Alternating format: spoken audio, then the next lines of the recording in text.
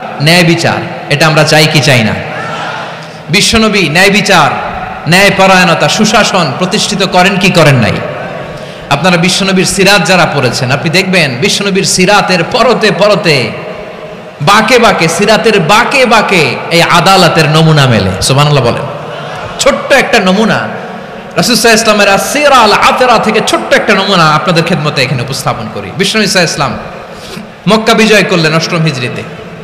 মক্কা বিজয় শেষে তিনি কয়েক সপ্তাহ মক্কাতে অবস্থান করলেন। ইন দ্য মিন টাইম মক্কার একটা ভেরি প্রেস্টিজিয়াস এন্ড ডিগনিফাইড ফ্যামিলির নারী চুরিতে ধরা পড়ল। কিসে ধরা পড়ল? সবাই বলেন কিসে? আমাদের সমাজে আসেনি এটা? আছে? ছোট না বড়? হ্যাঁ, হিসাব করে শেষ করা যায় না। ৩.৫ লাখ কোটি টাকা নাই উন্নয়ন প্রকল্পের নামে। উন্নয়ন প্রকল্পের নামে ৩.৫ লাখ কোটি টাকা নাই। ৩.৫ লাখ কোটি টাকা লিখতে পারবেন আপনি? একটানে লিখতে পারবেন? বুঝতেছেন কত বড় সংখ্যা? হ্যাঁ, বনু মাখজুমিয়া গোত্রের এক নারী মক্কায় চুরিতে ধরা পড়ল। বলেন তো চুরি করলে বিধান কি? কি কাটতে হবে? চুরির বিধান হলো হাত কেটে দাও। তাও সেটা গোপনে নয়, প্রকাশ্যে জনসম্মুখে হাত কেটে দাও। বনু মাখজুমিয়া গোত্রের নারী যখন চুরিতে ধরা পড়ল, সাহাবারা চিন্তায় পড়ে গেলেন। সবেমাত্র মক্কার লোকেরা কালিমা পড়ে মুসলমান হয়েছে, ইসলামের আইন কানুন তেমন জানে না, ইসলামী শরিয়ার সাথে বেশি পরিচিত নয়। এখনই যদি বিশ্বনবী চুরির যেই বিধান এটা যদি কায়েম করে হাত যদি কেটে দেয়, না জানি মক্কার লোকেরা আবার বিগড়ে যায়, না জানি মক্কার লোকেরা আবার মুরতাদ হয়ে যায়, না জানি মক্কার লোকেরা ইসলাম থেকে দূরে সরে যায়।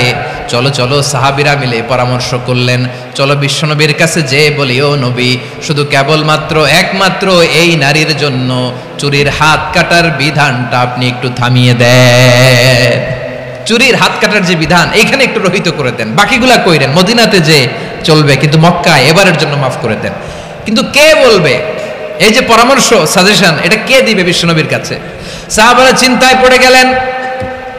আল্লাহর নবীর সামনে দাঁড়িয়ে আল্লাহর দেয়া হুদুদ, আল্লাহর দেয়া বিধান থামিয়ে দেওয়া, মাফ করে দেওয়া, এই কথা বিশ্বনবীর সামনে বলার সাহস তো কেউ রাখে না। কেউ কেউ বলল, বিশ্বনবীর পালক পুত্র যায়েদ বিন হারেসার সন্তান উসামারে বিশ্বনবী নাতির মতো আদর করে, বড্ড বেশি ভালোবাসে উসামারে। এজন্য সাহাবারা উসামাকে বলতো হিব্বু রাসূলিল্লাহ, বিশ্বনবীর ভালোবাসা। কি বলতো? সাহাবীরা বললেন, বিশ্বনবীর ভালোবাসা হিব্বু রাসূলিল্লাহ, উসামারে পাঠাও। উসামারে বিশ্বনবীর নাতির মতো স্নেহ করে, মায়া করে, ভালোবাসে। আমরা পারবো না, উসামা পারবে। সবাই মিলে ফুলিয়ে ফুসিয়ে ছোট্ট ওসামাকে রাজি করালো। ওসামা এমন এমন কথা যে তুমি বিশ্বনবীর কাছে বলতে হবে, পারবা নাকি? ওসামা বলে, পারবো। সাইয়েদনা ওসামা রাদিয়াল্লাহু তাআলা আনহু তরুণ সাহাবী বিশ্বনবীর কাছে গেলেন, যে বললেন, নবী, বনু মাখজুমিয়া গোত্রের এক নারী চুরিতে ধরা পড়েছে, এবারের জন্য কি এই মহিলাটারে মাফ করে দিলে হয় না? এবারের জন্য একটু ক্ষমা করা যায় না নবী? বিশ্বনবী বলেন, আতাশফাউ ফি হাদ্দিম মিন হুদুদিল্লাহ, তোমার এত বড় সাহস উসামা, তুমি আল্লাহর হাত, আল্লাহর দেয়া বিধান, এটার ব্যাপারে সুপারিশ করতে এসেছো? তোমরা কি জানো তোমাদের আগে যত কওম, যত গোত্র, যত জনপদ ধ্বংস হয়েছে তার কারণ ছিল তাদের মধ্যে গরিবরা অন্যায় করলে তারা বিচার করত, আর ধনীরা অন্যায় করলে তারা মাফ করে দিত। খবরদার! ওয়া আইমুল্লাহ লাউ আন্না ফাতিমাতা বিনতি মুহাম্মাদিন সারাকাত লাকাতা মুহাম্মাদুন ইয়াদাহা। বিশ্বনবী বললেন, আরে ওসামা, বানু মাখজুমিয়ার ওই প্রেস্টিজিয়াস এন্ড ডিগনিফাইড ফ্যামিলির মেয়ে তো দূর কি বাত, অনেক দূরের কথা। জেনে রেখো ওসামা, আমার কলিজার টুকরা, নয়নের পুটুলি ফাতেমাও যদি মক্কার জমিনে আজকে এই চুরির দায়ে ধরা পড়তো, আমি বিশ্বনবী মুহাম্মাদুর রাসূলুল্লাহ ধরে ফাতেমার ডান হাতটা কেটে দিতে এক বিলম্ব দেরি করতাম না। ইন্নাল্লাহা ইয়া'মুরু বিল আদল, আমাদেরকে জাস্টিস শিখায় পশ্চিমারা, আমাদেরকে ইনসাফ শিখায়, আমাদেরকে সুশাসন শিখায়। আর ইনসাফ, সুশাসন, ন্যায় বিচার, সুবিচার, জাস্টিস কারে বলে বিশ্বনবীর বায়োগ্রাফি থেকে জেনে নাও। এই ছিল বিশ্বনবী সাল্লাল্লাহু আলাইহি ওয়াসাল্লামের আদালতের নমুনা। আপনি যদি সাইয়েদনা ওমর ফারুকের জীবনের দিকে তাকান, এমন কঠোর, এমন বীর সেনানী ছিলেন। সাইয়েদনা ওমরে ফারুক যদি রাস্তার এই মাথা দিয়ে হাঁটা শুরু করতেন, শয়তান ওমরে ফারুককে দেখলে ওই রাস্তা রেখে দিয়ে অন্য রাস্তা দিয়ে হাঁটতো। সুবহানাল্লাহ। ওমরে ফারুক রাদিয়াল্লাহু তাআলা আনহু কি পার্সোনালিটি ছিল, কি পার্সোনালিটি। আমাদের এলাকায় ছোট বাচ্চারা রাতে ভাত খেতে চায় না, আমার মেয়েটাও খেতে চায় না, এই এটা দিব ওইটা দিব, আজকে মাহফিলে আসার সময় বলে দিছে লিস্ট করে এটা এটা আনতে হবে। তো ছোট্ট বাচ্চাদের অনেক বায়না থাকে, ওরা রাতে খেতে চায় না। তো মায়েরা বিভিন্ন ভয় দেখায়, এই বাঘ আসবে খাও, এই ভূত আসবে খাও। আপনারা কি বলেন চট্টগ্রামে, কি আসবে? হ্যাঁ, ভূত ভূত ভূত আসবে, বাঘ আসবে, খাও খাও খাও, তাড়াতাড়ি খাও। তো বাচ্চারা এগুলো শুনে ভয়ে খেতে শুরু করে। মদিনার জমিনেও একই ঘটনা ঘটতো। মদিনার ছোট্ট ছোট্ট সোনামণিরা খেতে চাইতো না, তো মায়েরা বলতো হা হুয়া ইয়াতি উমর, হা হুয়া ইয়াতি উমর, ওই যে ওমর আসতেছে, ওমর। ওমরে ফারুকের কথা শুনলে বাচ্চারা একেবারে ঠান্ডা। সুবহানাল্লাহ পড়বেন না? প্রভু তুমি বলেছ রাসূল দেবে না, বলনি দেবে না ওমর, বলনি দেবে না হামজা তারিক, খালিদ বিজয় সমর। প্রভু তুমি বলেছ রাসূল দেবে না, বলনি দেবে না ওমর, বলনি দেবে না হামজা তারিক, খালিদ বিজয় সমর। প্রভু তুমি বলেছ রাসূল দেবে না। আল্লাহু আকবার। ওমর ফারুক রাদিয়াল্লাহু তাআলা আনহু, ওনার কথা শুনলে গায়ের মধ্যে গুজবাম হয়, গায়ের পশমগুলো দাঁড়িয়ে যায়। সুবহানাল্লাহ বলেন। কি পার্সোনালিটি ছিল, কি ব্যক্তিত্ব ছিল। মুনাফিকরা ওমর ফারুককে জমের মতো ভয় পেতেন। শয়তান, খোদ শয়তান এই রাস্তা দিয়ে আসলে শয়তান অন্য রাস্তা দিয়ে হাঁটতো। ওমর ফারুক রাদিয়াল্লাহু তাআলা আনহুর জীবনে যদি দেখেন, তাহলে সেখানে আপনি আদালতের, ইনসাফের, সুশাসনের, জাস্টিসের নমুনা দেখতে পাবেন। কয়টা শুনবেন? সাইয়েদনা ওমর ফারুকের রাদিয়াল্লাহু তাআলা আনহুর সন্তান আব্দুর রহমান মিশরে মদ খেয়ে মদ্যপ অবস্থায় ধরা পড়েছে। মদ খাওয়ার কারণে, মদ যদি কেউ পান করে আর যদি প্রমাণিত হয়, তার বিচার হলো 80 বেত। আওয়াজ করে বলেন কয় বেত? বাংলাদেশেও তো এই আইন আছে নাকি? বাংলাদেশে আছে? হ্যাঁ, মদ খাইলে 80 বেত, এই আইন বাংলাদেশে চালু হোক। আমরা চাই কি চাই না? চাই সবাই। এজন্যই তো ইসলাম ভাল লাগে না। ইসলামকে ভাল লাগে না, ইসলামকে আউট করে রাখতে পারলেই তো এরকম বড় বড় বোতল খাওয়া যায়। একেবারে সহজ, পানির মতো সহজ, হিসাব একেবারে সহজ। ওমর ফারুক রাদিয়াল্লাহু তাআলা আনহুর ছেলে ভুল করে মদ পান করে ফেলেছিলেন। আব্দুর রহমান, ঘটনা ঘটেছে মিশরে। মিশরের গভর্নর তখন আমর ইবনুল আস রাদিয়াল্লাহু তাআলা আনহু। আব্দুর রহমানের ভাই যে গভর্নরকে বলল, গভর্নর যদি একটু দয়া করেন, খলিফার ছেলে আমার ভাই আব্দুর রহমান মদ্যপ অবস্থায় ধরা পড়েছে, জনসম্মুখে যদি আপনি বেত্রাঘাত করেন আমাদের প্রেস্টিজ থাকে না, যদি 80 বেত আপনি মারেন আমার কোনো কথা নাই, কিন্তু ঘরের ভেতরে মারেন। আব্দুর রহমানের ভাইয়ের সুপারিশ শুনে সাইয়েদনা আমর ইবনুল আস রাদিয়াল্লাহু তাআলা আনহু রাজি হয়ে গেলেন। ঘরের ভেতরে লোকচক্ষুর আড়ালে 80 বেত তিনি মানলেন। কিন্তু ঘটনাক্রমে এই কথা লুকিয়ে লুকিয়ে ঘরের ভেতরে 80 বেত মারার কথা সাইয়েদনা ওমর ফারুক মদিনা থেকে জানতে পারলেন। মদিনা থেকে তিনি ফরমান জারি করলেন, এই বিচার যেমনটি আমর ইবনুল আস আদায় করেছে, এটা প্রকৃতপক্ষে আদায় হয় নাই। আসো সবাই মদিনায় আসো, আমর ইবনুল আস মদিনায় আসো, আব্দুর রহমানও আসো, সবাই আসো, জনসম্মুখে এই বিচার কার্যকর করতে হবে। সাইয়েদনা ওমর ফারুক মসজিদে নববীর পিলারের মধ্যে নিজের ছেলেকে বাঁধলেন, আবার জনসম্মুখে 80টা বেত তার গায়ের মধ্যে মারলেন। মাজমুয়ে ফাতাওয়া ইবনে তাইমিয়া রাহিমাহুল্লাহ উনি এটা নকল করেছেন। এটা সবচেয়ে বিশুদ্ধ মত। আর অনেক মত আছে, মারা গেছে কবরের উপর, ওগুলো বাদে দিলাম। কেমন খলিফা ছিলেন, কেমন খলিফা! পশ্চিমারা তোমরা জাস্টিস আমাদেরকে শেখাও, ইনসাফ কারে বলে, সুশাসন আমাদেরকে তোমরা শেখাও। ওমর ফারুক রাদিয়াল্লাহু তাআলা আনহু ওই বিচারকে তিনি ধর্তব্য মনে করেন নাই। মদিনাতে এনে আবার জনসম্মুখে আবার 80 বেত মেরেছেন। মিশরে ওমরে ফারুক রাদিয়াল্লাহু তাআলা আনহু আমর ইবনুল আসকে গভর্নর করে পাঠালেন। সেখানে আমর ইবনুল আসের ছেলে একটা প্রতিযোগিতায় রানার আপ হয়েছে। এক মিশরি সেখানে চ্যাম্পিয়ন হয়েছে। রানার আপ বুঝতে পেরেছেন তো? রানার আপ সেকেন্ড হয়েছে, এক মিশরি হয়েছে চ্যাম্পিয়ন প্রথম। কিন্তু গভর্নরের ছেলে ও জিততে পারে নাই। ও রাগে ওই মিশরির গায়ের মধ্যে কয়েকটা লাঠি দিয়ে বাড়ি মেরেছে।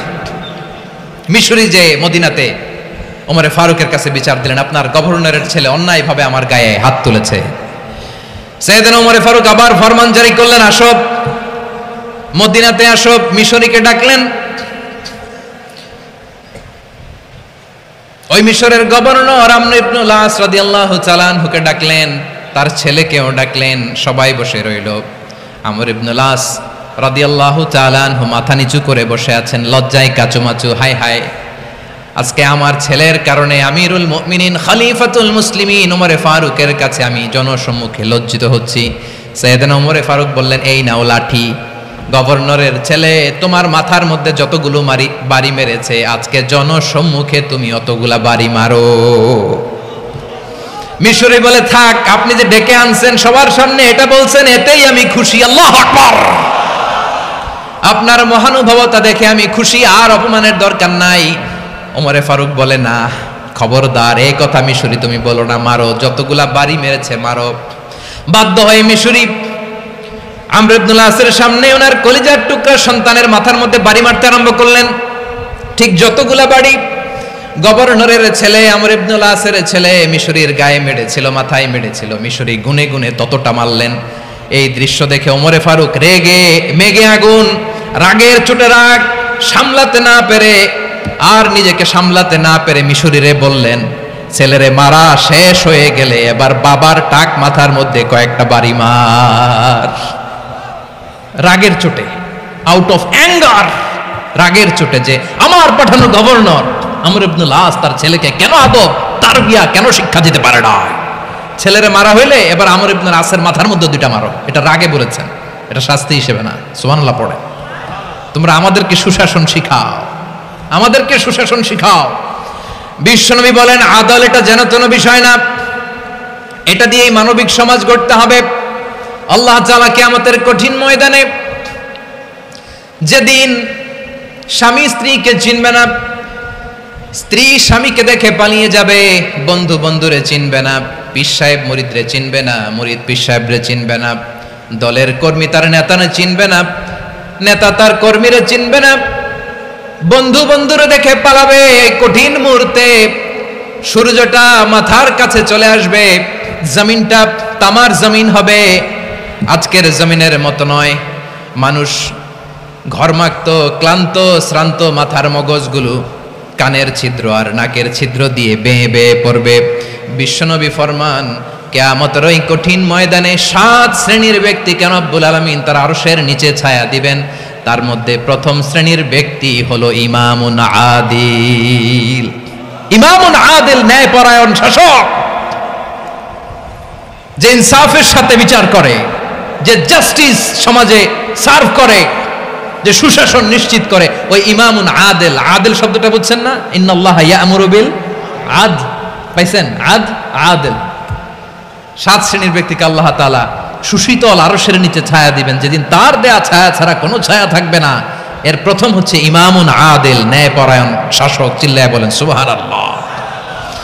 আবার বিশ্বনবী বললেন, ইন্নাল মুকসিতিনা ইনদাল্লাহি আলা মানাবিরা মিন নূর আন ইয়ামিনির রহমান। কিয়ামতের দিন যারা ন্যায়পরায়ণ হিসেবে আল্লাহর সামনে দাঁড়াবে, কিয়ামতের দিন রব্বুল আলামিন তার আরশের ডান দিকে ওই ন্যায়পরায়ণ লোকদের জন্য আরশের ডান দিকে একটা নূরের মিম্বারে তাদেরকে বসার সুযোগ করে দিবে। আল্লাহর আরশের ডান দিকে ন্যায়পরায়ণ লোকদের জন্য আল্লাহ তাআলা নূরের মিম্বার বানাবে। 4টে কেন কথা মনে করেছেন? আল আদাল, জাস্টিস।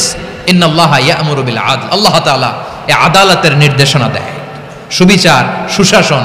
প্রিয় ভাইয়েরা, এটা আমরা বাংলাদেশে চাই কি চাই না? এই যে অরাজকতা, এই যে অন্যায়, এই যে জুলুম, এই যে ইনকনসিস্টেন্সি, সমাজের অসঙ্গতি, এর প্রধান কারণ জাস্টিস নাই, সুবিচার নাই, সুশাসন নাই। শেষবারের মতো আওয়াজ করে বলেন তো, আমরা বাংলাদেশে আদল চাই কি চাই না? তাহলে প্রথম নির্দেশনা শেষ। আল্লাহ তাআলা তোমাদেরকে আদলের আদেশ দেন। এরপর আল্লাহ বললেন, আমি তোমাদেরকে ইহসানের আদেশ দেই। ইন্নাল্লাহা ইয়া'মুরু বিল আদলি ওয়াল ইহসান। আমি তোমাদেরকে যেমনি আদলের নির্দেশনা দেই, তেমনি ভাবে তোমাদেরকে ইহসানের নির্দেশনা দেই। ইহসান, আওয়াজ করে সবাই বলেন তো ইহসান। সবাই বলেননি, সবাই বললে এতটুকু আওয়াজ হবে আমি বিশ্বাস করি না। আওয়াজ করে বলুন আল ইহসান। ইহসান মানে কারো প্রতি সফট হার্টেড হওয়া, মহানুভব হওয়া, অনুগ্রহ পরায়ণ হওয়া, অনুগ্রহশীল হওয়া, একে অপরের প্রতি দয়াদ্র হওয়া। একে অপরের প্রতি দয়াদ্র অনুগ্রহশীল হওয়া ছাড়া মানবিক সমাজ কশিনকালেও গঠন করা সম্ভব না। প্রিয় ভাইয়েরা, সুন্দর আচরণ দিয়ে, ইহসান দিয়ে যা জয় করা যায়, নরম আচরণ দিয়ে যেটা অর্জন করা যায়, কঠোরতা দিয়ে সেটা পারা যায় না। বিষ্ণু ঈসা ইসলাম ইহসান দিয়ে, কোমল আচরণ দিয়ে, তার অনুগ্রহ দিয়ে তিনি অনেক কাফিরের হৃদয়কে জয় করে ফেলেছেন। সাইয়েদনা সুমামা ইবনে উসাল রাদিয়াল্লাহু তাআলা আনহুর কথা মনে পড়ে যায়। তিনি ছিলেন ইয়ামামার বাদশা। মদিনাতে বিশ্বনবীকে হত্যা করার নিয়তে এসেছিলেন। গোপনে গোপনে বিশ্বনবীকে হত্যা করে আবার ইয়ামামাতে তিনি ফিরে যাবেন। কিন্তু কি অবাক করা কাণ্ড, হত্যা করতে পারে নাই, সাহাবাদের হাতে তিনি ধরা পড়ে গেলেন। সাইয়েদনা সুমামা ইবনে উসাল রাদিয়াল্লাহু তাআলা আনহু হত্যার নিয়তে আসলেন, কিন্তু হত্যা করতে পারলেন না। সাহাবারা ওনাকে ধরে ফেললেন, ধরে মসজিদে নববীর পিলারের মধ্যে বেঁধে রাখলেন। সুমামা ইবনে উসাল, সিরাত থেকে শুনেন, সিরাত থেকে শোনাচ্ছি। রাদিয়াল্লাহু তাআলা আনহু ইয়ামামার অধিপতি ছিলেন। ইয়ামামা বিশ্বনবীকে হত্যার জন্য আসছেন, ধরা পড়ে গেছেন, এখন মসজিদে নববীতে বেঁধে রাখছে, তার মানে বন্দী। এখন স্ট্যাটাস কি? বন্দী, ক্যাপটিভ। বিষ্ণু ঈসা ইসলাম সাহাবাদেরকে বললেন, তার খোঁজ খবর নিও, সুমামা ইবনে উসালের খোঁজ খবর নিও। সাহাবার বলেন, ইয়া রাসূলুল্লাহ, আপনাকে হত্যা করতে এসেছে, তার তো কঠিন ক্যাপিটাল পানিশমেন্ট হওয়া দরকার, কঠিন শাস্তি হওয়া দরকার। বিষ্ণু বললেন, না, আমি যেটা জানি তোমরা সেটা জানো না, তোমরা সুমামার সাথে ভালো আচরণ করো। বিশ্বনবী সুমামার কাছে গেলেন। প্রথম দিন যে তিনি কালেমার দাওয়াত দিলেন, ইমানের দাওয়াত দিলেন, ইসলামের দাওয়াত দিলেন, রিসালাতের দাওয়াত দিলেন, আখিরাতের দাওয়াত দিলেন। পরের দিন যে বিশ্বনবী সালাতের দাওয়াত দিলেন, যাকাতের দাওয়াত দিলেন, ইসলাম কি, কিভাবে, কেমন করে পালন করতে হয় চমৎকার আর্টিকুলেট করতে শুরু করলেন। তন্ময় হয়ে সুমামা ইবনে উসাল রাদিয়াল্লাহু তাআলা আনহু বিশ্বনবীর কথাগুলো শুনতে আরম্ভ করলো। একদিন নয়, 2 দিন নয়, টানা 3 দিন বিশ্বনবী সুমামার কাছে ইসলামকে প্রেজেন্ট করেছেন, উপস্থাপন করেছেন। আওয়াজ করে বলেন, কয় দিন? 3 দিন। 3 দিন মসজিদে নববীতে বাধা। আর সাহাবীদেরকে বললেন, তার খোঁজ খবর নিও, তোমরা যে রুটি বানাও এর মধ্যে সবচেয়ে ভালো আটার রুটিটা তারে দিও, সবচেয়ে রিফাইন্ড খেজুর, যেটা পিওর খেজুর, এটা তারে দিও। আর বিশ্বনবী নিজের উট থেকে দুধ দহন করে ওনার বাড়ির এক কর্মচারীকে বলেছেন, দুধ দহন করে সুমামার জন্য নিয়ে যেও। সুবহানাল্লাহ পড়বেন না? সবাই তো অবাক, ইয়ামামা থেকে আসছে নবীকে হত্যা করতে, বিশ্বনবী দেখে তারে জামাই আদর করে, তাকে মজার মজার খাবার দিও, দুধ দিও, আদর আপ্যায়ন করো। 1 দিন নয়, 2 দিন নয়, টানা 3 দিন বিশ্বনবী এভাবে সুমামার কাছে যেয়ে ইসলামকে প্রেজেন্ট করতে আরম্ভ করলেন, ইসলামকে উপস্থাপন করতে শুরু করলেন। আর তাকে চমৎকার এন্টারটেইনমেন্ট, আপ্যায়ন দিতে আরম্ভ করলেন। টানা 3 দিন যখন ইসলামের দ্য বিউটিজ অফ ইসলাম, ইসলামের সুমহান বাণী, সৌন্দর্য তার কাছে উপস্থাপন শেষ, তাকে আপ্যায়ন শেষ, বিশ্বনবী বললেন সাহাবেদেরকে, যাও এবার সুমামার হাতের পায়ের রশি দুটো খুলে দাও। তারা বললেন, ইয়া রাসূলুল্লাহ, কি বলেন আপনি? ও তো হত্যাকারী, সুযোগ পায় নাই, আপনারে মারতে পারে নাই, ছেড়ে দিলে আবারও আপনার উপর তলোয়ার নিয়ে ঝাঁপিয়ে পড়বে। নবী, এই সিদ্ধান্ত আপনি নিতে যাবেন না। বিশ্বনবী বললেন, যেটা বলেছি সেটা করো, সুমামার রশিগুলো ছেড়ে দাও, সুমামার হাতে পায়ের রশিগুলো যে তোমরা খুলে দাও। সাহাবারা তর্ক জুড়ে দিলেন, লা ইয়া রাসূলুল্লাহ, এমনটা করবেন না, তো ভয়ঙ্কর ভয়ঙ্কর খুনি, কি জানি কি হয়ে যায়। বিশ্বনবী বললেন, না, তার হাতে পায়ের রশিগুলো খুলে দাও। সাহাবারা বিশ্বনবীর কথা মতো তার হাতে পায়ের রশিগুলো খুলে দিল। সুমামা মুহূর্তের মধ্যে মসজিদে নববী থেকে বের হয়ে ইয়ামামায় ফিরে না যে মসজিদে নববীর পাশে একটা খেজুর বাগান ছিল, সেখানে চলে গেলেন। সেখানে একটা ছোট্ট কুয়া ছিল, কুয়ার পানি দিয়ে তিনি গোসল করলেন। সুবহানাল্লাহ পড়েন। কুয়ার পানি দিয়ে গোসল করে মসজিদে নববীর সামনে এসে বিশ্বনবী এবং সাহাবাদের সামনে দাঁড়িয়ে সাব্বাবা উঁচু করে বললেন, আশহাদু আল্লা ইলাহা ইল্লাল্লাহ ওয়া আশহাদু আন্না মুহাম্মাদান আবদুহু ওয়া রাসূলুহু। আল্লাহু আকবার। আমি সাক্ষ্য দিচ্ছি আল্লাহ ছাড়া কোনো ইলাহ নাই, আর মুহাম্মদ আল্লাহ তাআলার প্রেরিত বান্দা এবং রাসূল। প্রিয় ভাইরা, ইহসান দিয়ে যা জয় করা যায়, কঠোরতা দিয়ে সেটা কঠিনকালেও জয় করা যায় না। আওয়াজ করে বলেন ঠিক কি না? এবার সুমামা দাঁড়িয়ে বলে, ওগো নবী, আমি তো কালিমা পড়ে মুসলমান হয়ে গেলাম, এবার শোনেন, এই মুহূর্তের আগে আপনার চেহারার চাইতে নিকৃষ্ট কোনো চেহারা আমার কাছে ছিল না, কিন্তু শাহাদা পাঠ করার পরে আপনার চেহারার চাইতে উত্তম শ্রেষ্ঠ কোনো চেহারা আমার কাছে আর নাই। ও নবী, আজকের দিনের আগে ইসলাম ধর্মের চেয়ে নিকৃষ্ট অপছন্দনীয় কোনো ধর্ম আমার কাছে ছিল না, কিন্তু এই মুহূর্ত থেকে ইসলামের চেয়ে সেরা শ্রেষ্ঠ পছন্দনীয় কোনো ধর্ম আমার কাছে নাই। নবী গো, আজকের দিনের আগে মদিনার চাইতে অপছন্দনীয় নিকৃষ্ট কোনো শহর আমার কাছে ছিল না, কিন্তু এই মুহূর্তের পর থেকে মদিনার চাইতে কোনো শ্রেষ্ঠ শহর আমার জানা নাই। সে ছিল গমের বড় ডিলার, গম বেচতো। কি বেচতো? তার গম কিনে মক্কার লোকেরা রুটি খাইতো। সে ঘোষণা দিল, আজকে থেকে মক্কাবাসীদের জন্য সব গম আমি হারাম করে দিলাম। মক্কাবাসী এখন না খেয়ে মরে। সুবহানাল্লাহ পড়বেন না? মক্কাবাসী বিশ্বনবীর কাছে আসলেন, এসে বললেন, মুহাম্মদ, আমরা তো তোমার ভাই, তোমার চাচা, তোমার ভাতিজা, তোমার আত্মীয়। তুমি সুমামারে বলো সে যেন আবার গমের সাপ্লাই মক্কার জন্য অনুমতি দিয়ে দেয়। বিশ্বনবীর অনুমতি ক্রমে সুমামা আবার মক্কাতে গম পাঠাতে শুরু করলো। পড়েন সুবহানাল্লাহ। ইহসান, ইহসান দিয়ে আপনি যেটা জয় করতে পারবেন, you can win the heart of your enemies. ইহসান দিয়ে আপনি আপনার শত্রুর হৃদয়কে জয় করতে পারবেন। আওয়াজ করে বলেন ঠিক কি না? এজন্য আল্লাহ বললেন, ওয়া আনফিকু ফি সাবিলিল্লাহি ওয়া লা তুলকু বিআইদিকুম ইলাত তাহলুকা ওয়া আহসিনু ইন্নাল্লাহা ইউহিব্বুল মুহসিনিন। তোমরা আল্লাহর রাস্তায় দান করবে আর নিজেরা নিজেদেরকে ধ্বংসের হাতে ঠেলে দিও না। তোমরা একে অপরের প্রতি ইহসান করবে, কারণ ইহসানকারীদেরকে আল্লাহ বড্ড ভালোবাসেন। সুবহানাল্লাহ পড়েন। আবার সূরা রহমানে আল্লাহ বললেন, হাল জাযাউল ইহসানি ইল্লাল ইহসান ফাবিআইয়ি আলা, সবাই পড়েন, ফাবিআইয়ি আলাই রাব্বিকুমা তুকাযযিবান। ইহসানের প্রতিদান হিসেবে ইহসানি হয়। বিশ্বনবী সুমামার প্রতি যেমন ইহসান করেছেন, সুমামাও ঠিক তেমন ইহসান ফিরিয়ে দিয়েছে। ঠিক কিনা বলেন? তাহলে এক নম্বরে হচ্ছে আদ, ন্যায় বিচার। দুই নম্বরে সবাই বলেন ইহসান, সদাচরণ। ইহসান দুই ধরনের প্রিয় ভাইরা, ইহসান ফিল ইবাদা, ইহসান ফিল মুআমালা। ইহসান ফিল ইবাদা হচ্ছে একাগ্র অনুভবে ইবাদতে ডুব দেওয়া, এর নাম ইবাদতের ইহসান। সুবহানাল্লাহ পড়ে। বিশ্বনবী বলেন ইহসান মানে কি জানো নাকি? হাদিসে জিবরিলে সাইয়েদনা জিবরিল আলাইহিস সালাম বিশ্বনবীকে বললেন, আখবিরনি আনিল ইহসান। নবী আমাদেরকে বলেন ইহসান মানে কি? বিশ্বনবী বললেন, আনতা আবুদাল্লাহা কাআন্নাকা তারাহু ফাইন লাম তাকুন তারাহু ফাইন্নাহু ইয়ারাক। ইহসান মানে হলো এমন ভাবে তুমি আল্লাহর সামনে নিজেকে উজাড় করে ইবাদত করবে, তুমি ভাববে তুমি আল্লাহকে দেখতে পাচ্ছ। আর এটা যদি ভাবা তোমার জন্য কঠিন হয়ে যায়, অন্তত এতটুকু তুমি ভাববা যে আল্লাহ তোমাকে দেখতে পাচ্ছেন। ঠিক কিনা বলেন? ও আমার বীর চট্টলার ভাইয়েরা, কেউ যেটা দেখে না সেটা দেখে কে? এই বিশ্বাস হৃদয়ের মধ্যে আছে? নামাজে যখন দাঁড়ান এই ফিলিংসটা আনা যাবে? হ্যাঁ, এশার সালাত তো এখনো হয় নাই না? আলোচনা শেষে এশার সালাত এখানে অনুষ্ঠিত হবে, তাই না?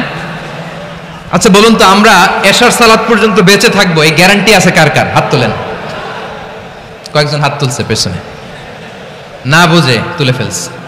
এশা পর্যন্ত যে আমরা হায়াত পাবো কোনো গ্যারান্টি আছে? সবাই আওয়াজ করে বলেন গ্যারান্টি আছে? গ্যারান্টি নাই। এজন্য বিষ্ণু ইসলাম বলেছে, এমন ভাবে নামাজে দাঁড়াও, ইবাদত করো, মনে করো হতে পারে এটাই আমার জীবনের শেষ নামাজ। পারফর্ম দ্য সালাহ as if this is your last and final prayer. এমন ভাবে সালাতে দাঁড়াও ভাবো হতে পারে এটাই তোমার জীবনের শেষ নামাজ। এমন ভাবে নামাজে দাঁড়াও ভাবো এটাই শেষ নামাজ। তাহলে নামাজে একাগ্রতা বাড়ায় দিবে কে? ফলে ইবাদতের ইহসান আমাদের অর্জিত হবে। আর মুআমালাতে ইহসান হলো, বিশ্বনবী বলেন ইন্নাল্লাহা তাবারাকা ওয়া তাআলা কাতাবাল ইহসানা আলা কুল্লি শাই ফাইদা কাতালতুম ফাআহসিনুল কিতলা ওয়া ইযা যাবাহতুম ফাআহসিনুয যাবহা ওয়ালিয়ুহিদ্দা আহাদুকুম শাফরাতাহু ওয়ালিয়ুরিহ যাবিহাতাহু। ইহসান দুই ধরনের, আওয়াজ করে বলতে হবে কয় ধরনের? সবাই বলুন আওয়াজ করে, কয় ধরনের? একটা হচ্ছে ইহসান ফিল ইবাদা, ইবাদতে ইহসান। ইবাদতে ইহসান কি? একাগ্র অনুভব দিয়ে ইবাদত করা, মন প্রাণ দিয়ে ইবাদত করা। আর মুআমালাতে ইহসান কি? সব কাজে, দৈনন্দিন কাজে, কর্মে, সামাজিক অ্যাক্টিভিটিতে কোমলতা প্রদর্শন করা, অনুগ্রহের সাথে সবকিছু করা। আল্লাহ তাআলা ইন্নাল্লাহা তাবারাকা ওয়া তাআলা কাতাবাল ইহসানা আলা কুল্লি শাই, তিনি সব কিছুর ব্যাপারে ইহসানকে আবশ্যক করেছেন। সবকিছুতে মুমিনের সব কাজে ইহসানের পরশ থাকবে। ওয়া ইযা কাতালতুম ফাহসিনুল কিতলা, বিশ্বনবী বলেন তুমি যখন কাউকে হত্যা করো ইহসানের সাথে করো। সুবহানাল্লাহ পড়বেন না? যখন হত্যা করো তখনও ইহসানের সাথে। আচ্ছা হত্যা করবো আবার ইহসান আসবে করতে করে, তো মেরেই ফেলবো আমি। আল্লাহ, ও ভাই একজন খুন করেছে, খুনি, রাষ্ট্রীয় আইনে তার শাস্তি হয়েছে ডেথ পেনাল্টি, মৃত্যুদণ্ড। এখন মৃত্যুদণ্ড দেখে আপনি যেমনি মন চায় তেমনি মারবেন লোকটারে? ওর নাক কেটে ফেলতে পারবেন? ওর কান কাটতে পারবেন? ওর চোখ উপড়ে ফেলতে পারবেন আপনি? যেমন মন চায় তার অঙ্গহানি করা যাবে না। ইহসানের সাথে তাকে হত্যা করো। সুবহানাল্লাহ, this is Islam, this is the true essence of Islam. ওয়া ইযা যাবাহতুম ফাহসিনুয যাবহা, যখন জবাই করবে তখনও ইহসানের সাথে জবাই করো। করব জবাই, ওইখানেও নাকি ইহসান। আচ্ছা কুরবানির দিন আমরা পশুগুলোরে কি করি বলেন সবাই আওয়াজ করে? জবাই। জবাই মানে তো এটার মেরেই ফেলতেছি, একটু পরে তো টুকরো টুকরো করে গোশতগুলো খাবো, এটা তো খাবো, এটা তো মেরেই ফেলবে। বিশ্বনবী বলে না, জবাইয়ের মধ্যেও মুমিনের জবাইয়ের ভেতরেও ইহসানের পরশ থাকা চাই। যখন জবাই করবে প্রাণীটাকে হাত পা টাইট করে বেঁধে নাও, ছুরিটাকে শার্পেন করে নাও, ধারালো করে নাও, যাতে অল্প সময়ে জবাইটা হয়ে যায়, প্রাণীটা যাতে কম কষ্ট পায়। সুবহানাল্লাহ পড়ে। দিস ইজ কল্ড ইহসান। ইহসান আল্লাহ তাআলা যেমনি আদলের আদেশ করেছেন, ন্যায় বিচার, জাস্টিস এনশিওর করতে বলেছেন, সমাজে ইহসানের ব্যবহার, ইহসানের অনুশীলন তিনি করতে বলেছেন। এজন্য মুমিনের প্রতিটি কাজে, আমার চট্টগ্রামের ভাইয়েরা আমার দিকে তাকান, খেয়াল করে শুনুন, মুমিন জীবনের প্রতিটি কাজে ইহসানের পরশ থাকা চাই। আমরা যেন আমাদের পরিবারের প্রতি ইহসান করি, আমরা যেন আমাদের কর্মচারীদের প্রতি ইহসান করি, আমরা যেন আমাদের কলিগদের প্রতি ইহসান করি, আমরা যেন আমাদের ভাইদের প্রতি ইহসান করি। মুমিন জীবনের প্রতি কাজে ইহসানের পরশ থাকার দরকার আছে না নাই? কথা বুঝতে পেরেছেন? তাহলে আল্লাহ তাআলার তিনটা আদেশ ছিল, কয়টা গেল? ভুলে গেছে, ভুলে গেছে চট্টগ্রাম। তিনটা আদেশের মধ্যে কয়টা বললাম? প্রথমে কি ছিল? আদল। 2 নম্বরে, 3 নম্বরে রব্বুল আলামিন বললেন ওয়া ইতাইদিল কুরবা, নিকটাত্মীয়দেরকে দান করো। নিকটাত্মীয়দেরকে দাও, যারা তোমাদের ব্লাড কানেকশনের আত্মীয় তাদেরকে তোমরা দাও। এখানে জেনারেলি বললেন দাও, কি দিব সেটা তিনি এখানে বলেন নাই, সেটা তিনি সূরাতুল ইসরার মধ্যে বলেছেন। আল্লাহ বলেন ওয়া আতিযাল কুরবা হাক্কাহ, নিকটাত্মীয়দেরকে তাদের অধিকার, তাদের প্রাপ্য তোমরা বুঝিয়ে দাও। দেখেন, একটা শান্তির সমাজ, একটা সমৃদ্ধ সমাজ, একটা মানবিক সমাজ গঠনের জন্য আল্লাহ তাআলা বেশি না, মাত্র 3টা অর্ডার, 3টা ভার্ডিক্ট তিনি জারি করেছেন। 1 নম্বর সুশাসন, ন্যায় বিচার। 2 নম্বর ইহসান। 3 নম্বর নিকটাত্মীয়, যারা কাছের, তোমার ভেরি ক্লোজ রিলেশনশিপে আছে, তাদেরকে দাও। দাও, দিলে বাড়িয়ে দেয় কে? অনেকে দিতে চায় না, কৃপণতা করে। দিলে বাড়ায় দেয় কে? ও মিয়া, মদিনার মধ্যে সবচাইতে গরিব সাহাবী ছিল বেলাল রাদিয়াল্লাহু তাআলা আনহু। ওনার এন্টায়ার অ্যাসেট, সম্পদের পরিমাণ কতদূর জানেন? একটা লুঙ্গি। বেলাল রাদিয়াল্লাহু তাআলা আনহু, ওনার টোটাল ওয়েলথের এস্টিমেশন হচ্ছে মাত্র একটা লুঙ্গি। একটা লুঙ্গি, টোটাল ওয়েলথ এস্টিমেশন, টোটাল সম্পদের পরিমাণ বেলাল রাদিয়াল্লাহু তাআলা আনহুর কি ছিল? কথা বুঝে নাই বোধহয়, কি ছিল? ওই বেলাল রাদিয়াল্লাহু তাআলা আনহুকে বিষ্ণু ইসলাম বলেছেন, আনফিক ইয়া বেলাল, ও বেলাল তুমিও দাও। ওয়ালা তাখশা মিন যিল আরশি ইখলালা, আরশের অধিপতির তো কোনো ঘাটতি নাই, তুমি দিলে ওই আল্লাহ তোমারে বাড়ায় দিবে। এজন্য আমার প্রিয় ভাইয়েরা, দিলে কমে না, দিলে বাড়ে। অনেকে ধরে রাখে, নতুন কিছু নিতে পারে না, হাত দিয়ে যেটা ধরে রেখেছেন এটা দিয়ে দেন, বড় একটা ধরার সুযোগ পাবেন। জোরে বলেন ঠিক কিনা? ধরেন 5 কেজি ওজনের একটা ধরে রাখছেন, এখন 10, এটা না ছাড়লে 10 কেজি ধরতে পারবেন আপনি? আচ্ছা 10 কেজির জিনিস একটা আছে হাতে, ওইটা যদি ছেড়ে দেন তাহলেই না 15 কেজি ধরতে পারবেন? কথা বলেন ঠিক কিনা? তাহলে দিলে বাড়িয়ে দেয় কে? রব্বুল আলামিন বললেন 3 নাম্বার আদেশ হলো তোমাদের প্রতি সমাজটারে কেমন করে মানবিক সমাজ, সুন্দর সমাজ গড়বা। 3 নাম্বার আদেশ হলো ওয়া আতিদাল কুরবা হাক্কা, নিকটাত্মীয়দেরকে তাদের প্রাপ্য বুঝিয়ে দাও। এই নিকটাত্মীয়দেরকে তাদের অধিকার বুঝিয়ে দেওয়া, প্রাপ্য বুঝিয়ে দেওয়াতে আমাদের গাফলতি আছে না নাই? চট্টগ্রামে নাই? মাশাআল্লাহ আছে, আছে। অনেকে দেখবেন অনেক আল্লাহওয়ালা তাহাজ্জুদ গুজার, সেজদা দিতে দিতে কপালে কালো দাগ ফেলে দিছে, সে তার বোনের হকটা আদায় করে নাই। আছে না নাই? হ্যাঁ, এখানেও আছে। সর্বনাশ।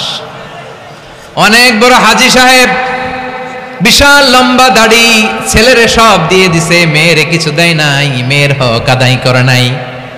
আছে না নাই? এই হাজী সাহেবেরা, এই আল্লাহওয়ালারা কিয়ামতের ময়দানে আটকে যাবে। আপনি অন্যের অধিকার নষ্ট করেছেন, তাদের রাইটস কে ভায়োলেট করেছেন। এজন্য আল্লাহ তাআলা বলেন, কারো অধিকার যদি কেউ নষ্ট করে, ওই সমাজটা মানবিক সমাজ কঠিনকালেও হতে পারে না। এজন্য 3 নম্বর আল্লাহ বললেন ওয়া ইতা ইদিল কুরবান, নিকটাত্মীয়দেরকে দাও। কি দিবা? তাদের অধিকার দিয়ে দাও। বোনের অধিকার বুঝিয়ে দাও, মেয়ের অধিকার বুঝিয়ে দাও, ফুফুর অধিকার বুঝিয়ে দাও। দেখবেন অনেক মায়েরা ছেলের পাতে মুরগির রান দেয়, মেয়ের পাতে দেয় মুরগির ঠ্যাং। এরকম আছে না নাই? হ্যাঁ, ছেলেরা কি দেয়? মুরগির। মেয়ের পাতে কি দেয়? তো মেয়ের কি মুরগির রান খেতে মনে চায় না? মনে চায় না? এমনটা করা যাবে না। নিকটাত্মীয়দেরকে অধিকার দিয়ে দাও, নিকটাত্মীয়ের সাথে সুসম্পর্ক রাখো। আদেশটা কার? এজন্য প্রিয় ভাইয়েরা, জীবনে যদি বারাকা অর্জন করতে চান, নিকটাত্মীয়দের সাথে সুসম্পর্ক রাখতে হবে, তাদের জন্য উপহার পাঠাতে হবে। বিশ্বনবী বলেন লা ইয়াদখুলুল জান্নাতা কাতে, যে ব্যক্তি আত্মীয়তার সম্পর্ককে ছিন্ন করে দেয়, সে কঠিনকালেও আল্লাহর জান্নাতে ঢুকবে না। আপনি কি এটারে সহজ হাদিস মনে করছেন? এটা সহজ কথা? আপনি ভাবছেন আপনার নামাজ আপনার বাঁচাতে পারবে, আপনার রোজা বাঁচাতে পারবে, আপনার তাহাজ্জুদ আপনারে বাঁচাতে পারবে? অধিকার নষ্ট করলে কিছুই আপনারে বাঁচাতে পারবে না। এজন্য নিকট আত্মীয়দেরকে দিতে হবে বেশি বেশি। বিশ্বনবী বলেন ইন্না সাদাকাতা আলাল মিসকিনি সাদাকা ওয়া আলা যির রাহিমি ইসনাতান সাদাকাতুন ওয়া সিলা। মিসকিনরে দান করলে শুধু দানের সওয়াব হয়, নিকট আত্মীয়কে দান করলে 2টার সওয়াব হয়, সাদাকার সওয়াব হয়, আবার আত্মীয়তার বন্ধন অটুট রাখার সওয়াব হয়ে যায়। আবার বিশ্বনবী বললেন মান সাররাহু আইয়ুবসাতা লাহু ফি রিজকিহি ওয়া ইনসালাহু ফি আসারিহি ফালইয়াসিল রাহিমা। যে ব্যক্তি তার রিজিকের প্রশস্ততা চায় আর হায়াতে বরকত চায়, সে যেন তার আত্মীয়ের সাথে সুসম্পর্ক রাখে। আমার প্রিয় চট্টলার ভাইয়েরা, আমাদের রিজিক বাড়ুক, এটা আমরা চাই কি চাই না? সবাই চান? হ্যাঁ, আমাদের রিজিকে প্রশস্ততা আসুক, চাই কি চাই না? আমাদের হায়াতে বরকত আসুক, আমরা চাই কি চাই না? এই 2টা যদি চান, তাহলে নিকট আত্মীয়দের সাথে সুসম্পর্ক রাখবেন। পারবেন? তাহলে সমাজটারে মানবিক সমাজ বানায় দিবে কে? 3টা আদেশ চলে গেল। কয়টা? আওয়াজ করে বলেন। 1 নম্বরে কি ছিল? 2 নম্বরে, 3 নম্বরে নিকট আত্মীয়দেরকে দান। আপনাদেরকে আরো শোনার আগ্রহ আছে? আপনাদের মনোযোগ আছে না গেছে? কষ্ট হচ্ছে না? মাশাআল্লাহ, মাশাআল্লাহ। তাকবীর পড়ুন, লিল্লাহি তাকবীর।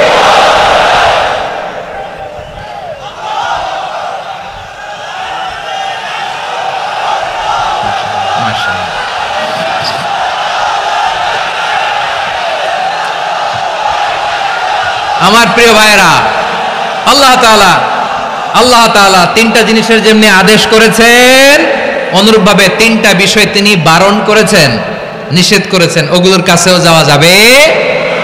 শুনবেন? রাব্বুল আলামিন বলেন ওয়ায়ানহা আনিল ফাহশাই ওয়াল মুনকারি ওয়াল বাগি, আমি যেমনি তিনটি বিষয়ে আদেশ করলাম অনুরূপভাবে তিনটি বিষয়ে বারণ করলাম, নিষেধ করলাম। আমার এক নাম্বার নিষেধাজ্ঞা হলো অশ্লীলতার প্রতি। ফাহশা ওয়ায়ানহা আনিল ফাহশা, আল্লাহ তাআলা অশ্লীলতাকে নিষেধ করেছেন। কোন জিনিসকে? সবাই বলুন কোন জিনিসকে? যত ধরনের, যত টাইপের, যত ক্যাটাগরির অশ্লীলতা হতে পারে সব অশ্লীলতাকে হারাম করেছেন কে? ফাহশা মানে কি? কথায়, কাজে, আচরণে, কমেন্ট, ফেসবুকের কমেন্টসে যত ধরনের নোংরামো আছে, যত ধরনের অশ্লীলতা আছে, এটাকে আরবিতে বলে ফাহশা। এটাকে কি বলে? রাব্বুল আলামিন বলেন কুল ইন্নামা حرم ربي الفواحش ما ظهر منها وما بطن। ও নবী আপনি বলে দেন আমার রব প্রকাশ্য অপ্রকাশ্য, স্পষ্ট কিংবা অস্পষ্ট, দৃশ্যমান কিংবা অদৃশ্যমান সব অশ্লীলতাকে হারাম করেছেন। সব ধরনের অশ্লীলতা হারাম, সব ধরনের। আল্লাহ তাআলা আমাদেরকে অশ্লীলতা থেকে বাঁচায়, অশ্লীলতা থেকে তিনি আমাদেরকে হেফাজত করুক, পড়েন আমিন। এবার বলেন আমাদের সমাজে অশ্লীলতা আছে না নাই? চট্টগ্রামে নাই? আমি কই নাই, ওনারা বলে আছে। দেখছেন, আমি সামহাও বাঁচায় দেওয়ার ট্রাই করতেছি, আমি সামহাও বাঁচায় দেওয়ার ট্রাই করতেছি, ওনারা বলে আছে। অশ্লীলতা নানা ভাবে, নানা নামে, নানা মোড়কে আমাদের সমাজে আছে না নাই? সংস্কৃতির নামে, ফ্যাশনের নামে, বিনোদনের নামে, উপন্যাসের নামে, কনসার্টের নামে অশ্লীলতা আছে না নাই?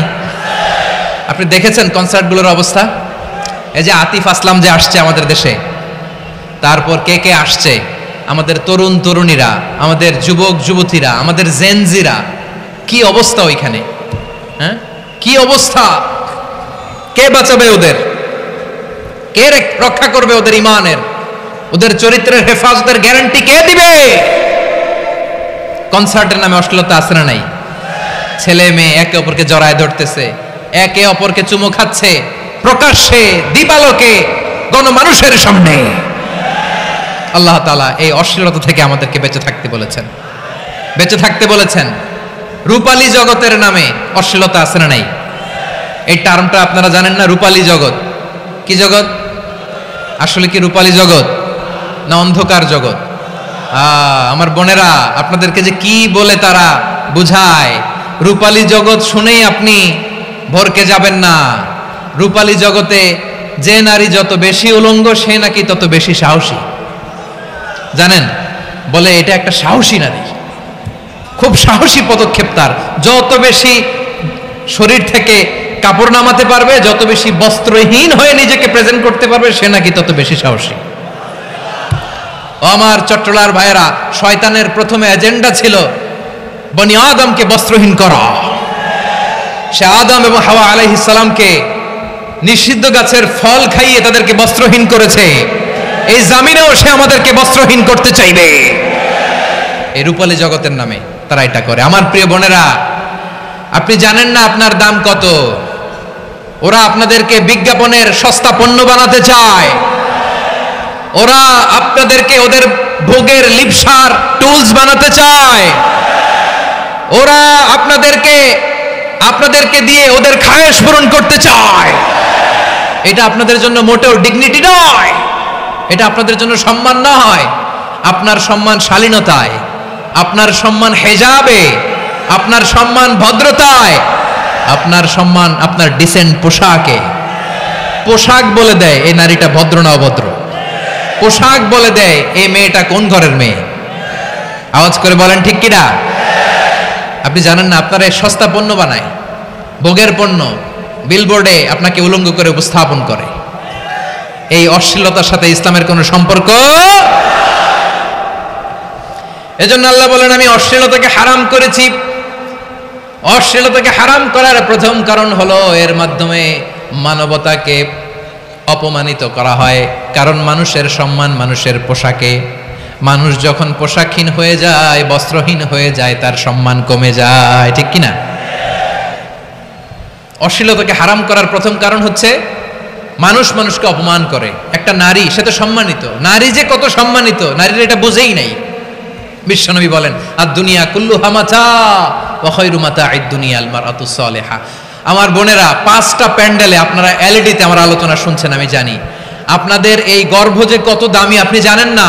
আপনার পেট থেকেই আসবে আগামী দিনের সালাহুদ্দিন আল আইয়ুবী, আপনার পেট থেকেই আসবে অনাগত দিনের ইমাম মাহদী আল মুনতাযর, আপনার পেট থেকেই আসবে অনাগত দিনের ফয়সাল, ওয়াসিম, মুগ্ধ, আবু সাইদের মতো বীর যোদ্ধা।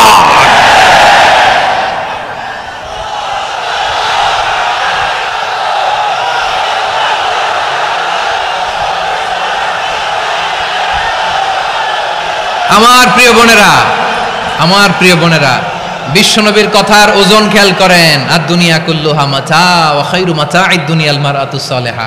দুনিয়ার সবকিছুই অ্যাসেট, এর মধ্যে সবচেয়ে দামি অ্যাসেট নেককার নারী। আপনার গর্ভ যে কত দামি আপনি জানেন না। নিজের সময়টাকে কাজে লাগান, কোরআন পড়েন, সুন্নাহ পড়েন। আপনার অনেক দায়িত্ব ঘরে। You are the MD of your family. একটা family it's a very big institution. পরিবার একটা অনেক বড় প্রতিষ্ঠান। and you are the MD of your institution. আপনি এই পরিবারের MD, managing director of your family. এখানে আপনার কত দায়িত্ব। আপনি ছেলে মেয়েদেরকে তারবিয়া করবেন, আপনি আপনার স্বামীর জন্য ঘরটারে জান্নাতের নীর বানাবেন, আপনার জন্য জান্নাতের ডুপ্লেক্স বাড়ি ওইখানে তৈরি করে রাখবে কে? আপনি যে কত দামি আপনি জানেন না। নারীদেরকে আল্লাহ বানিয়েছেন উচ্চতর করে, নিম্নতর নয়। নারীদেরকে ছোট্ট জিনিস দিলে এটার বড় করে দেয়। নারীদেরকে ভ্রূণ দিলে, শুক্রাণু দিলে নারী এটারে বাচ্চা হিসেবে উপহার দেয়, ঠিক কিনা? বিয়ের মাধ্যমে স্বামী যখন তার শুক্রাণু তার স্ত্রীকে উপহার দেয়, স্ত্রী রিটার্নে কি উপহার দেয়?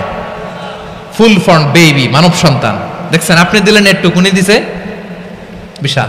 আপনি যদি নারীকে বাজার এনে দেন, নারী এটাকে সুস্বাদু খাবারে রূপান্তর করে দেয়। আপনি তাকে একটা মুচকি হাসি দিয়ে দেন, সে তার কলিজা দিয়ে দেয়। কিন্তু যদি আপনি তার মনে কষ্ট দেন, সে আপনার জীবনকে জাহান্নাম বানায়া দেয়। খবর আছে, নারীর মন বুঝতে পারলে নেয়ামত, বুঝতে না পারলে কিয়ামত, ঠিক কিনা বলেন? আমার প্রিয় বোনেরা, আপনি যে কত দামি আপনি জানেন না। জানেন না আপনি কত দামি, অনেক দামি আপনি। আপনাদেরকে যেন ভোগের সস্তা পণ্য বানাতে না পারে, আপনাদেরকে সচেতন থাকতে হবে, সজাগ থাকতে হবে, কনসার্ন থাকতে হবে। শয়তানের ওই হাতছানির দিকে আর নজর দেওয়া যাবে না। তাহলে কেন আল্লাহ তাআলা এই ফাহশা অশ্লীলতাকে হারাম করলেন? 1 নাম্বার, এতে হিউম্যান ডিগনিটি কমে। 2 নাম্বার, এতে মানুষের অধিকার নষ্ট হয়। আপনি বিয়ে করেছেন, এরে পরকিয়া করেন, ওর সাথে এরকম আছে না নাই? স্ত্রীর অধিকার নষ্ট করেছেন। আপনি বিবাহ সম্পর্কে আবদ্ধ হয়েছেন তার সাথে, আপনি পরকিয়া করেন ওই ছেলের সাথে, আপনি আপনার হাজবেন্ডের সাথে বিট্রে করেছেন। এজন্য আল্লাহ অশ্লীলতাকে হারাম করেছেন। অশ্লীলতাকে হারাম করার আরেকটা কারণ হচ্ছে আল্লাহ তাআলা এই হিউম্যান জেনারেশনকে এটাকে প্রিজার্ভ করতে চায়। হিফজুন নাসল, এটা মাকাসিদুশ শরিয়ার অনেক গুরুত্বপূর্ণ একটা মাকাসিদ, অনেক গুরুত্বপূর্ণ। আপনার নাসল, আপনার জেনারেশনকে সংরক্ষণ করা। এই যে আসতেছে ফেব্রুয়ারি, কত ফেব্রুয়ারি জানো? এটা কি বিশ্ব ভালোবাসা দিবস? হ্যাঁ, কি দিবস?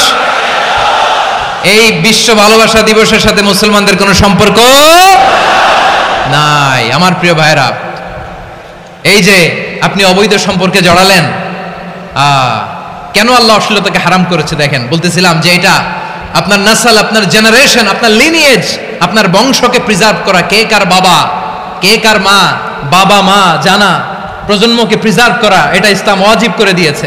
এই যে অবৈধ সম্পর্কের কারণে, বিশ্ব বেহায়া দিবসের কারণে, এগুলোর আউটকাম, আউটপুট হিসেবে মাঝে মাঝে ঢাকা মেডিকেলের ডাস্টবিনে নবজাতকের বাচ্চার কান্নার আওয়াজ শুনতে পাওয়া যায়। চট্টগ্রাম মেডিকেলের ডাস্টবিনে নবজাতকের কান্না শুনতে পাওয়া যায়।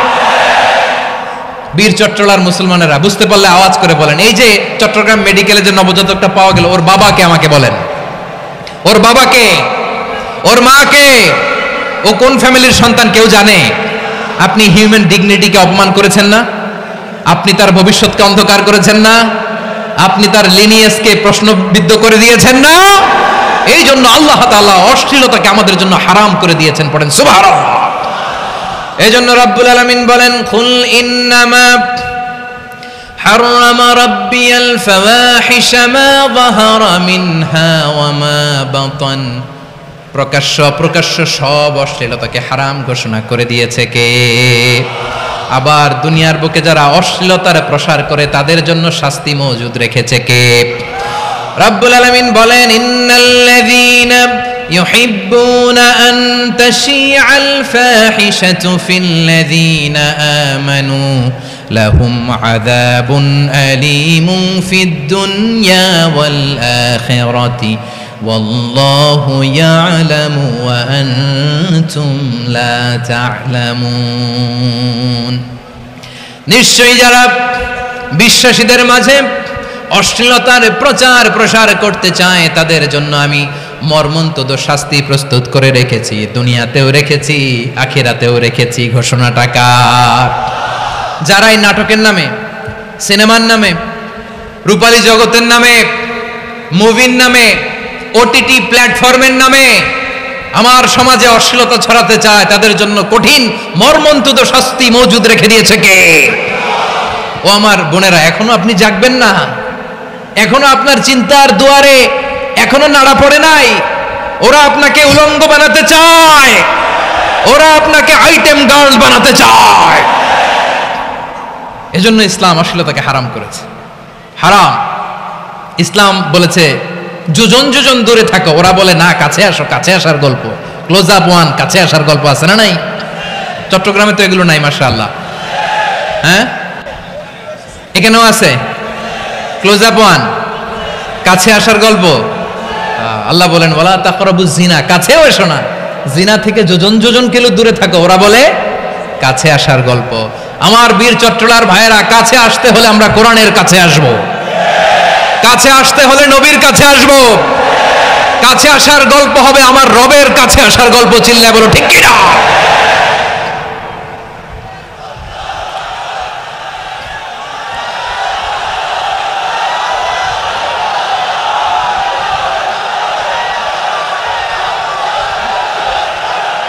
বসুন বসুন আমার ভাইয়েরা। তাহলে অশ্লীলতার সাথে আমাদের কোনো সম্পর্ক? সবাই বলতে পারেননি, আওয়াজ করে বলুন, অশ্লীলতার সাথে আমাদের কোনো সম্পর্ক? আমরা এই সমস্ত ক্লোজ আপ ওয়ান, কাছে আসার গল্পের প্রোগ্রামে যাব? আমরা কোন ধরনের অশ্লীল কন্টেন্ট সোশ্যাল মিডিয়ায়, টিভিতে দেখব?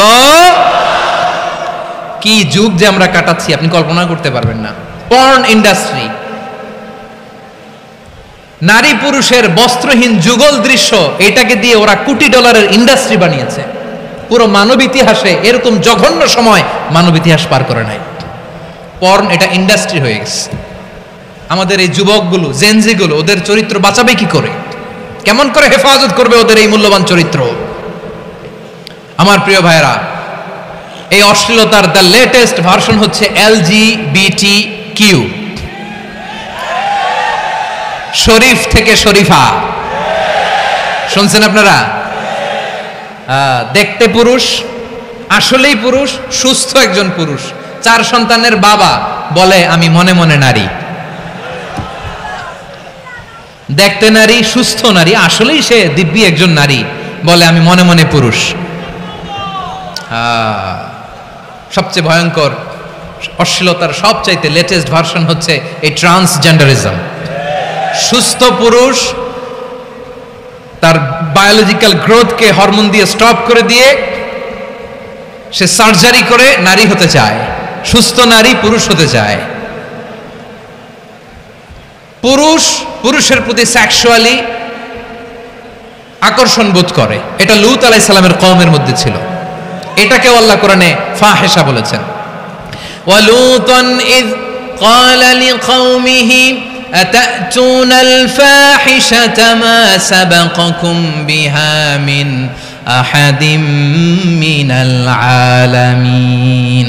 লূত আলাইহিস সালাম বললেন, তোমরা কি এমন এক অশ্লীল কার্যক্রমে ডুব দিলে নাকি যেটা গোটা বিশ্বের কেউ কখনো করে নাই, তোমরাই প্রথম করেছো? পড়েন নাউযুবিল্লাহ। এই পশ্চিমের এই রোগ আমার দেশে যেন আসতে না পারে, আমাদের সজাগ থাকতে হবে। প্রিয় ভাইরা, চিল্লায় বলেন ঠিক কিনা? পশ্চিমের অবস্থা ভয়ঙ্কর। পাশ্চাত্যে, আমি যুক্তরাষ্ট্রে ছিলাম অনেকদিন, কয়েক মাস। বিভিন্ন স্টেটে ঘুরেছি, গার্ডিয়ানরা উদ্বিগ্ন, ছেলে মেয়েদেরকে, ছোট্ট ছেলে মেয়ে, ওদেরকে জিজ্ঞেস করে তুমি how do you feel right now inside yourself, তুমি ভিতরে ভিতরে কেমন ফিল করো, তোমার কি ছেলে ছেলে লাগে না মেয়ে মেয়ে লাগে? আচ্ছা বলেন, এই ছোট্ট বাচ্চাটাও কি এগুলো জেন্ডার অ্যাসাইনমেন্ট বলতে এগুলো কিছু বুঝে? এইভাবে মিসগাইড করা হচ্ছে। কৌতূহলবশত ছোট্ট ছেলে যদি বলে আমার তো মেয়ে মেয়ে লাগে, তখন বলে যে না তুমি মেয়ে, ছেলে না। মা বাবা বাধা দিলে ওকে আলাদা গভর্নমেন্ট হাউসে নিয়ে যায়। ভয়ঙ্করতম অবস্থা। আমরা একটা সময়ে শুনতাম যে হুজুর আমার ছেলেটা খুব ভালো, হাফেজে কোরআন, আল্লাহওয়ালা। হুজুর আমার ছেলে দাড়ি রাখছে, আল্লাহওয়ালা। হুজুর আমার ছেলে 5 ওয়াক্ত সালাত জামাতের সাথে পড়ে, তার মানে আল্লাহওয়ালা। পশ্চিমে যে আমি কি শুনছি জানেন? ওরা বলে হুজুর আমার ছেলেটা ইউনিভার্সিটির একটা মেয়ের সাথে প্রেম করে, ও খুব আল্লাহওয়ালা, হুজুর দোয়া করবেন। এর কারণ ওদের কাছে আল্লাহওয়ালার ক্রাইটেরিয়া হচ্ছে হুজুর আমার ছেলেটা আরেক ছেলের পছন্দ করে নাই, আমার মেয়েটা আরেক মেয়েকে ভালোবাসে নাই, এজন্য আমার ছেলেটা আল্লাহওয়ালা, হুজুর ওর জন্য একটু দোয়া করে দিয়েন। কি চ্যালেঞ্জ ওরা ফেস করতেছে।